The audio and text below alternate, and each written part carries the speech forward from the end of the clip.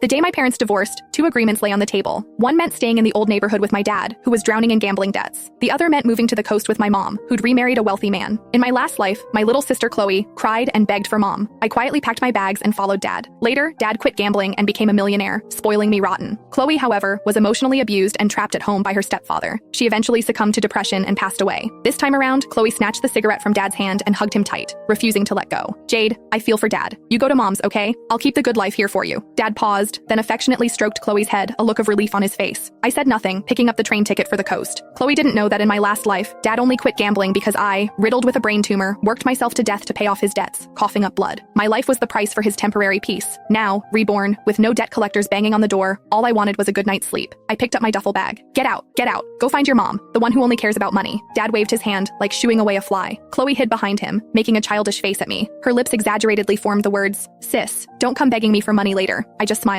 saying nothing. Then I turned and walked into the rain. I pulled my neck into my shoulders, feeling a chill seep deep into my bones. Honestly, it didn't matter where I went. I just wanted to find a quiet place to endure these last few moments. No more hearing the gambler's creditors banging down the door. No more smelling that sickening stench of cheap cigarettes. Mom's black Mercedes pulled up at the end of the alley. The window rolled down, revealing her perfectly made-up face. She frowned, looking at me, drenched from head to toe, a flicker of disgust in her eyes. "What happened to you? Get in, quickly, don't get the car dirty." I opened the back passenger door, about to slide in. "Put that bag in the trunk." Mom pointed at the duffel bag in my hand. "It's filthy, probably crawling with germs." I paused, but I still obediently closed the door and put the bag in the trunk. Back in the car, I huddled in the corner, careful not to touch the luxurious leather seats. The heater was on full blast, but I still felt cold. "Jade, once we get there, you need to be sensible." Mom drove, glancing at me in the rearview mirror. "Your stepfather doesn't like noise. Don't leave your room unless you have to. Eat quietly, and don't drag your feet when you walk. And never mention your dad. He's bad news." I looked out at the rain streaking past the window and nodded. Got it. The familiar spike of pain lanced through my head again. My vision blurred for a second. I reached up and pressed my forehead. "What's wrong?" Mom asked, her tone laced with impatience. "Nothing, just car sickness," I said. "So delicate," Mom scoffed. "Just like your dad." I closed my eyes, swallowing back the metallic taste of blood that welled up in my throat. Next time, no way I'm signing up for this again. The drive took 5 hours. By the time the car pulled into the hillside villa community, it was pitch black outside. Though ablaze with lights, the whole place felt eerily dead. "We're here." Mom parked the car, touched up her lipstick, and took a deep breath.